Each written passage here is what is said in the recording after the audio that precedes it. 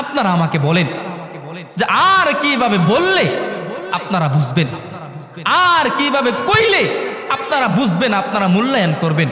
বিশ্বাস করেন বাপ, রাসূল করিম সাল্লাল্লাহু আলাইহি ওয়াসাল্লামের একটা সহিহ হাদিসের মধ্যে একটা সহিহ কথা আছে যে আপনার আমার আল ওয়াক্তু ফাল আনফুসু লা তাউদু, যে আপনার আমার জীবন থেকে যেই সময়টা চলে যায়, আপনার আমার জীবন থেকে যেই সূর্যটা আজকে উঠছে, এই সূর্যটা কিন্তু আপনি আগামীকাল আর আপনার এই জীবনের মধ্যে পিছনে আনতে পারবেন। আপনি যে একটা শ্বাস আপনার এই দেহ থেকে ছাড়ছেন, এই শ্বাসটা দ্বিতীয়বার নেওয়ার আর আপনার কোনো সুযোগ নেই। আপনি একটা দিন আপনার জীবন থেকে আপনি পার করতেছেন, সেই দিনটা আপনার আর জীবনের মধ্যে আপনি ফিরে পাবেন না। আপনার জীবনের মধ্যে আমার মালিক আল্লাহ রাসূল সাল্লাল্লাহু আলাইহি ওয়াসাল্লাম হাদিসের মধ্যে উল্লেখ করে গেছেন যে আমার উম্মতের হায়াত হবে ৬০ থেকে ৭০ বছরের মধ্যে। আল্লাহ রাসূল এই হাদিসের শেষের অংশে এই কথাটা বলছেন, যারা এর বেশি হায়াত পাবে খুব অল্প সংখ্যক মানুষ, খুব অল্প সংখ্যক মানুষ।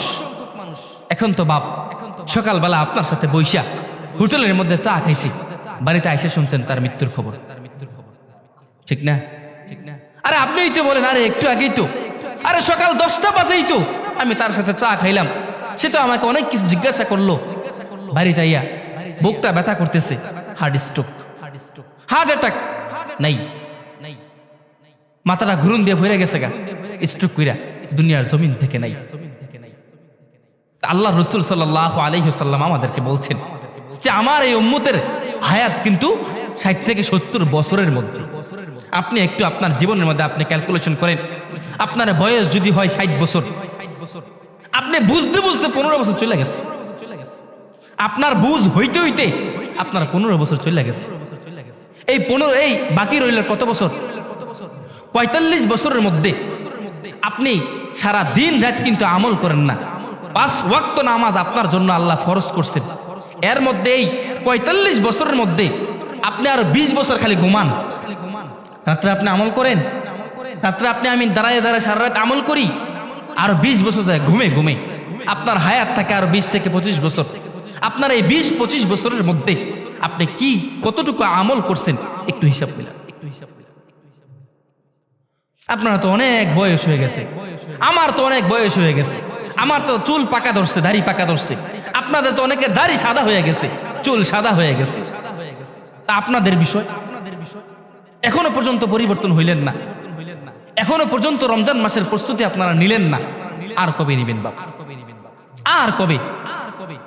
ও আমার উম্মতেরা, তোমাদের হায়াতের মধ্যে তোমরা যখন শাবান মাস পাইবা, তোমাদের মুনিবের কাছে, আমাদের মালিকের কাছে আমরা যেন বেশি বেশি এই দোয়াটা করি যে মালিক, আপনি যেহেতু আমার হায়াতের মধ্যে শাবান মাস পৌঁছাইয়া দিয়েছেন, আপনি অবশ্যই আমার জীবনের মধ্যে, আমার হায়াতের মধ্যে আমার এই হায়াতটাকে রমজান পর্যন্ত দীর্ঘায়িত করে দেন।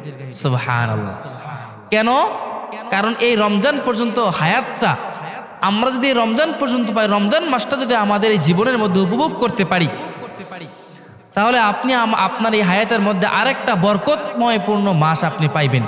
যেই বরকতময় পূর্ণ মাসের মধ্যে এমন একটা রাত্র আছে, যেই রাত্রটার মধ্যে এক রাত্রের ইবাদত 1000 মাসের চাইতে উত্তম। বলেন না সুবহানাল্লাহ।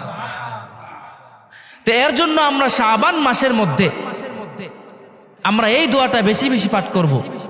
বলেন আল্লাহুম্মা বারিক লানা ফি রজাবা ওয়া শাবান ওয়া বাল্লিগনা রমাদান। তো ইনশাআল্লাহ পড়বেন তো 5 ওয়াক্ত নামাজের পরে এবং অবসর সময়ে বেশি বেশি এই দোয়াটা পাঠ করবেন যে মালিক, আপনি আমার হায়াতকে দীর্ঘায়িত করে দেন, আপনি আমার হায়াতকে রমজান পর্যন্ত করে দেন, আপনি আমার হায়াত রমজান পর্যন্ত দীর্ঘ লম্বা করে দেন এবং আমার হায়াতের মধ্যে বারাকাত দান করেন, বরকত দান করেন। বলতে পারবেন না ইনশাআল্লাহ? আমি আপনাদের সম্মুখে একটি আয়াত তেলাওয়াত করেছি, আমার সাথে পড়ুন। আউযু বিল্লাহি মিনাশ শাইতানির রাজীম, বিসমিল্লাহির রহমানির রহিম ইয়া আইয়ুহাল্লাযীনা আমানুত্তাকুল্লাহা হাক্কা তুকাতিহি ওয়া লা তামুতুন্না ইল্লা ওয়া আনতুম মুসলিমুন। আল্লাহ বলেন ইয়া আইয়ুহাল্লাযীনা আমানুত্তাকুল্লাহ, হে ঈমানদারগণ, যারা তোমরা মুমিন, যারা তোমরা বিশ্বাস করো যে লা ইলাহা ইল্লাল্লাহ, যারা তোমরা বিশ্বাস করো যে আল্লাহ ছাড়া আর কোনো মাবুদ নাই, আল্লাহ এক, এ মালিক, আপনি আমার রব, আপনি আমার সব। যারা বলো যে মুহাম্মাদুর রাসূলুল্লাহ, লা ইলাহা ইল্লাল্লাহ মুহাম্মাদুর রাসূলুল্লাহ, যারা বলো যে আশহাদু আন্না মুহাম্মাদার রাসূলুল্লাহ, যে আমি সাক্ষ্য দিচ্ছি মুহাম্মদ সাল্লাল্লাহু আলাইহি ওয়াসাল্লাম আল্লাহ তাআলার প্রিয় বান্দা এবং রাসূল। তাদেরকে বলতেছেন যারা আজকের এই মসজিদের মধ্যে উপস্থিত হয়েছেন, যারা আল্লাহকে ভালোবাসেন, আল্লাহর উপর ঈমান আনছেন, আমার মালিক যেন আপনাকে বলেন ইয়া আইয়ুহাল্লাযীনা আমানুত্তাকুল্লাহ, যে বান্দারা তোমরা তোমার রবকে ভয় করো। বলে কেমন ভয় করবেন? মুফাসসিরিনে কেরামগণ বলেন কোন বান্দা যদি সব সময় তার রবকে ভয় করে, ওই বান্দার মাধ্যমে কোনোদিন গুনাহ হওয়া সম্ভব না। বলেন না সুবহানাল্লাহ। আপনার আমার সামনে হাজারো গুনাহের রাস্তা খোলা। যারা এখন মুরব্বী হয়ে গেছেন, আপনারা যখন যুবক ছিলেন, একটা মেয়ের সাথে কথা বলতে গেলে, সম্পর্ক রাখতে গেলে তার কাছে যাইতে হইছে, কিন্তু এখন আর যাওয়া লাগে না। এখন আপনার হাতে আমার হাতে যে স্মার্টফোনটা আছে, এটাই যথেষ্ট। আপনার হাতে আমার হাতে যে টাচ মোবাইলটা আছে, এটার মাধ্যমে আপনি আমি সেকেন্ডে সেকেন্ডে গুনাহ করতে পারি। আমার সামনে একজন ব্যক্তি বসে আছে, সে জানবেও না, সে জানবেও না যে আসলে আমি যে গুনাহ করতেছি। একজন ব্যক্তি চাইলে নিমিষেই হাজার হাজার গুনাহ করতে পারে, কিন্তু ওই ব্যক্তি যদি তার রবকে ভয় করে, ওই ব্যক্তি যদি তার রবকে ভয় করে, তাহলে তার দ্বারাতে জনসম্মুখে কেন, একা একা নির্জনেও গুনাহ করা সম্ভব না। আপনার আমার মধ্যে হাজারো গুনাহের অভ্যাস আছে। আপনি আমি ফেসবুক স্ক্রলিং করতে করতে গুনাহ করে ফেলি। আপনি আমি একা একা নির্জনে ঘরের মধ্যে শুয়ে শুয়ে আপনি আমি ডানে তাকাই, বামে তাকাই, সামনে তাকাই, যে দেখে আসলে আপনার আমার সাথে কেউ নাই। আপনি আমি তখন এই মোবাইলের মাধ্যমে, ব্লু স্ক্রিনের মাধ্যমে আপনি আমি গুনাহ করতে থাকি। তখন যদি কোনো বান্দার বলে যে হে মালিক, আপনাকে তো আমি ভয় করি, আর আল্লাহ বলেন যে ইয়া আইয়ুহাল্লাযীনা আমানুত্তাকুল্লাহ, যে বান্দা তুমি আমাকে ভয় করো, ও ঈমানদাররা তোমরা আমাকে ভয় করো। আর এই মালিকের ভয় যদি কোনো বান্দার ভিতরে থাকে, তাহলে ওই বান্দার মাধ্যমে কোনো গুনাহ করা সম্ভব না। আল্লাহ বললেন যে বান্দারা তোমরা যদি আমাকে ভয় করো, এক নম্বরে আমি তোমাদেরকে মাফ করে দিব। কি করে দিব? বলো না সুবহানাল্লাহ। বিগত দিনে আপনার এই হায়াত পর্যন্ত আপনি কি গুনাহ কম করছেন? গুনাহ কম করছেন? আমি গুনাহ কম করছি। আমরা কেউ বলতে পারবো যে আপনি আমি বেগুনাহ মাসুম? কেউ বলতে পারবো না। আপনার আমার জীবনে হাজারো হাজার গুনাহ রয়ে গেছে। আমার মালিক বলেন যে বান্দারা তোমরা যদি আমাকে ভয় করার মতো ভয় করো, তোমরা যদি প্রত্যেকটা পদক্ষেপে আমাকে ভয় করো, এক নম্বরে আমি তোমাদেরকে মাফ করে দিব। সুবহানাল্লাহ। এই আয়াতের মধ্যে আল্লাহ পাক রব্বুল আলামিন শেষের অংশের মধ্যে বলেন যে হাক্কা তুকাতিহি ওয়া লা তামুতুন্না ইল্লা ওয়া আনতুম মুসলিমুন। আল্লাহ বলেন যে বান্দা, প্রথমত বলছি যে তোমরা সবাই আমাকে ভয় করো।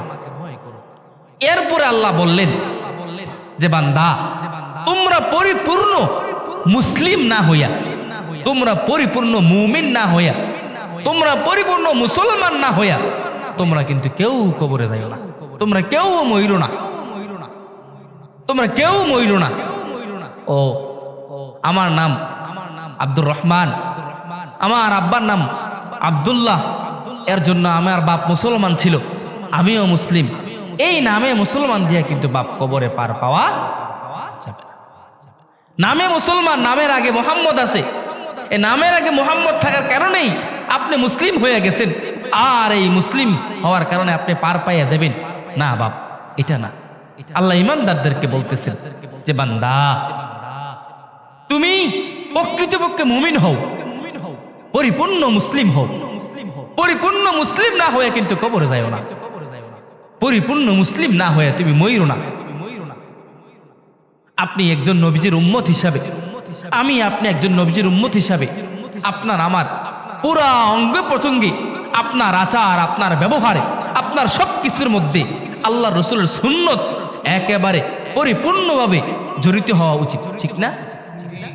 আপনার কথার মধ্যে রসুল্লাহর সুন্নত থাকা জরুরি, আপনার খাবারের মধ্যে রসুল্লাহর সুন্নত থাকা জরুরি। আল্লাহ রসুল সাল্লাল্লাহু আলাইহি ওয়াসাল্লামের একজন প্রসিদ্ধ সাহাবী আবু হুযায়ফা রাদিয়াল্লাহু তাআলা আনহু, নাম কি? আবু হুযায়ফা রাদিয়াল্লাহু তাআলা আনহু। এই আবু হুযায়ফা রাদিয়াল্লাহু তাআলা আনহু যখন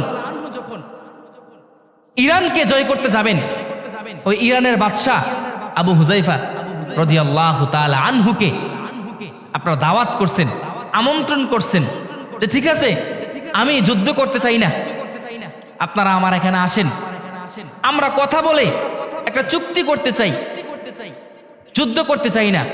আবু হুযায়ফা রাদিয়াল্লাহু তাআলা আনহু ইরানের বাদশা ইসরার ওনার দাওয়াতে গেলেন, ওই রাজপ্রাসাদে গেলেন।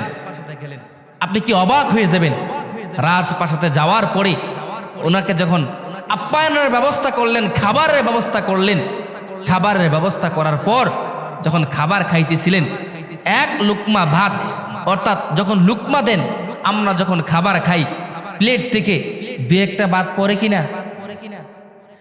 অল্প একটু খাবার নিচে পড়ে কিনা, পরে আবু হুযায়ফা রাদিয়াল্লাহু তাআলা আনহু যখন খাবার খাইতেছিলেন, খাবার খাওয়ার সময় ওই কিছু খাবার নিচে পড়ে গেছে। যখন তুলতে যাবেন পাশ থেকে একজন বলতেছে যে আপনি কি করেন, এটা তো রাজপ্রাসাদ, এটা রাজপ্রাসাদ, এখানে যদি খাবার পড়ে আর আপনি যদি লইয়া খান, এটা আপনার সম্মানের মধ্যে আঘাত আনবে। আপনার রাজপ্রাসাদের মধ্যে আছেন, সবাই ভাববে, যারা এখানে দাঁড়ায় রয়েছে সবাই ভাববে যে আপনি লোভী। কে বলতেছে? পাশে যে ব্যক্তি দাঁড়ায় রয়েছে। আবু হুযায়ফা রাদিয়াল্লাহু তাআলা আনহু রাগ দিয়া বললেন যে ভাই তুমি কি বললা? আরে রাজপ্রাসাদে কি বলো এটা আমার দেখার কোনো বিষয় না। মানুষকে আমাকে লোভী বলবে কিনা ভালো বলবে কিংবা মন্দ বলবে সেটা আমার দেখার বিষয় না। আমার রাসূল আমাকে শিখাই দিয়ে গেছেন, আমাদের রাসূল আমাদেরকে শিক্ষা দিয়েছেন যে খাবারের প্লেট থেকে কোনো খাবার নিচে পড়লে এটা আবার গ্রহণ করে তুইলে আবার খাওয়া, এটা আবার রাসূলের সুন্নত। বলেন না সুবহানাল্লাহ। এটা আমার রাসূলের সুন্নত, আমি আমার রাসূলের সুন্নত আদায় করি। আমি আমার রাসূলের সুন্নত আদায় করতে গিয়ে যদি আমার প্রতি আমার কোনো ভাই রাগ করে, তাতে আমার কোনো আসে যায়, কারণ আমার কবরে তো আমি যাব, আমার কবরে আমার কোনো ভাই যাবে না। আমার কবরে আমি যাব, আমার কবরে আমার কোনো স্ত্রী যাবে না। আমার অনেক যুবক ভাইয়েরা আপনারা দাঁড়িয়ে রাখতে চান না, বলে আমাকে হয়তো বুড়া বুড়া লাগবে, আমার স্ত্রী হয়তো আমাকে পছন্দ করবে না। কিন্তু আপনি যদি প্রকৃতপক্ষে ইমানদার মুত্তাকি হয়ে থাকেন, আপনার দিলে যদি রাসূলের ভালোবাসা থাকে, তাহলে সেই আপনার স্ত্রী আপনাকে ভালোবাসুক আর না বাসুক তাতে আপনার কোনো আসা যায়, কারণ রাসূলের ভালোবাসা আপনার দরকার। এমন কোন উম্মত আছেন কিনা যে রাসূলের ভালোবাসা ছাড়া কাল হাসরের ময়দান আপনি পার হয়ে যাবেন? আছেন? কেউ আছেন? কেউ নেই। আপনি পার হইতে হইলে সাফায়াত লাগবে কার? আল্লাহর রাসূলের। আল্লাহ রসুলের শাফায়াত ছাড়া আপনি পার হইতে পারবেন না। যারা এখনো পর্যন্ত রসুলের সুন্নত আপনার আমার মধ্যে লাগান নাই, আপনি আমি কিন্তু রসুলের সুন্নতের জন্য কাল হাসরের ময়দানে হইতে পারে আটকায় যেতে পারি, ঠিক না? আটকে যেতে পারি না? তো এর জন্য আল্লাহ পাক রব্বুল আলামিন আপনাকে আমাকে যে কথাটা বলছেন যে হাক্কু তুকাতিহি ওয়ালা তামুতুন্না ইল্লা ওয়া আনতুম মুসলিমুন, যে বান্দা তুমি কিন্তু প্রকৃতপক্ষে মুসলিম না হইয়া, মুমিন না হইয়া তুমি কিন্তু কবরের মধ্যে আইসো না, তুমি কবরের মধ্যে যাইও না। বাপ, আমি গত সপ্তাহে আপনাদেরকে অনেকবার বলছি, কিন্তু আসলে অনেকের মধ্যে কোনো পরিবর্তন দেখতে পাই না। আপনারা আমাকে বলেন যে আর কিভাবে বললে আপনারা বুঝবেন, আর কিভাবে কইলে আপনারা বুঝবেন, আপনারা মূল্যায়ন করবেন। বিশ্বাস করেন বাপ, রাসূল করিম সাল্লাল্লাহু আলাইহি ওয়াসাল্লামের একটা সহিহ হাদিসের মধ্যে একটা সহিহ কথা আছে যে আপনার আমার আল ওয়াক্তু ফাল আনফুসু লা তাউদু, যে আপনার আমার জীবন থেকে যেই সময়টা চলে যায়, আপনার আমার জীবন থেকে যেই সূর্যটা আজকে উঠছে, এই সূর্যটা কিন্তু আপনি আগামীকাল আর আপনার এই জীবনের মধ্যে পিছনে আনতে পারবেন। আপনি যে একটা শ্বাস আপনার এই দেহ থেকে ছাড়ছেন, এই শ্বাসটা দ্বিতীয়বার নেওয়ার আর আপনার কোনো সুযোগ নেই। আপনি একটা দিন আপনার জীবন থেকে আপনি পার করতেছেন, সেই দিনটা আপনার আর জীবনের মধ্যে আপনি ফিরে পাবেন না। আপনার জীবনের মধ্যে আমার মালিক আল্লাহ রসুল সাল্লাল্লাহু আলাইহি ওয়াসাল্লাম হাদিসের মধ্যে উল্লেখ করে গেছেন যে আমার উম্মতের হায়াত হবে 60 থেকে 70 বছরের মধ্যে। আল্লাহ রসুল এই হাদিসের শেষের অংশে এই কথাটা বলছেন, যারা এর বেশি হায়াত পাবে খুব অল্প সংখ্যক মানুষ, খুব অল্প সংখ্যক মানুষ। এখন তো বাপ সকালবেলা আপনার সাথে বৈশা হোটেলের মধ্যে চা খাইছি, বাড়িতে এসে শুনছেন তার মৃত্যুর খবর, ঠিক না? আরে আপনিই তো বলেন, আরে একটু আগেই তো, আরে সকাল 10টা বাজেই তো আমি তার সাথে চা খাইলাম, সে তো আমাকে অনেক কিছু জিজ্ঞাসা করলো, বাড়িতে আইয়া বুকটা ব্যথা করতেছে, হার্ট স্ট্রোক, হার্ট অ্যাটাক নাই, মাথাটা ঘুরুন দিয়ে ভরে গেছে গা, স্ট্রোক কইরা দুনিয়ার জমিন থেকে নাই। আল্লাহ রসুল সাল্লাল্লাহু আলাইহি ওয়াসাল্লাম আমাদেরকে বলছেন যে আমার এই উম্মতের হায়াত কিন্তু 60 থেকে 70 বছরের মধ্যে। আপনি একটু আপনার জীবনের মধ্যে আপনি ক্যালকুলেশন করেন, আপনার বয়স যদি হয় 60 বছর, আপনি বুঝতে বুঝতে 15 বছর চলে গেছে, আপনার বুঝ হইতে হইতে আপনার 15 বছর চলে গেছে। এই বাকি রইল কত বছর? 45 বছরের মধ্যে আপনি সারা দিন রাত কিন্তু আমল করেন না। 5 ওয়াক্ত নামাজ আপনার জন্য আল্লাহ ফরজ করছেন, এর মধ্যে এই 45 বছরের মধ্যে আপনি আরো 20 বছর খালি ঘুমান। রাত্রে আপনি আমল করেন, রাত্রে আপনি আমি দাঁড়ায় সারা রাত আমল করি, আরো 20 বছর যায় ঘুমে ঘুমে, আপনার হায়াত থাকে আরো 20 থেকে 25 বছর। আপনার এই 20-25 বছরের মধ্যে আপনি কি কতটুকু আমল করছেন একটু হিসাব মিলান। আপনারা তো অনেক বয়স হয়ে গেছে, আমার তো অনেক বয়স হয়ে গেছে, আমার তো চুল পাকা ধরছে, দাড়ি পাকা ধরছে, আপনাদের তো অনেকের দাড়ি সাদা হয়ে গেছে, চুল সাদা হয়ে গেছে। তা আপনাদের বিষয় এখনো পর্যন্ত পরিবর্তন হইলেন না, এখনো পর্যন্ত রমজান মাসের প্রস্তুতি আপনারা নিলেন না। আর কবে নিবেন বাবা? আর কবে? বিশ্বাস করেন, এই আজকে শাবান মাস চলে যাইতেছে, 3 তারিখ দিবাগত রাত্রে গিয়া সবে অর্থাৎ 14ই শাবান 15ই শাবান, ঠিক না? 14ই শাবান পার করে গিয়ে আমরা কি পার করবো? 15ই শাবান। এখানে কে কে আছেন? হুজুর আমি আমার এই হায়াতের মধ্যে এই রমজান মাস যে আসতেছে, এই রমজান মাসের পূর্ব প্রস্তুতি আমি নিছি। কার মাধ্যমে আছে? হুজুর আমি, আপনি গত সপ্তাহে আলোচনা করছিলেন যে গুনাহগুলি একটা লিস্ট করার জন্য, এই লিস্ট করে আমি এই গুনাহগুলি ত্যাগ করছি। কে কে আছেন? হুজুর আমি 3টা 4টা 5টা 6টা গুনাহ আমি ত্যাগ করছি। কার মাধ্যমে আছে? কার জীবনটা পরিবর্তন করতেছেন? রমজান মাস আসার পরে চিন্তা করেন যে আসলে রমজান মাসে আমি আসলে একেবারে ভালো হয়ে যাব।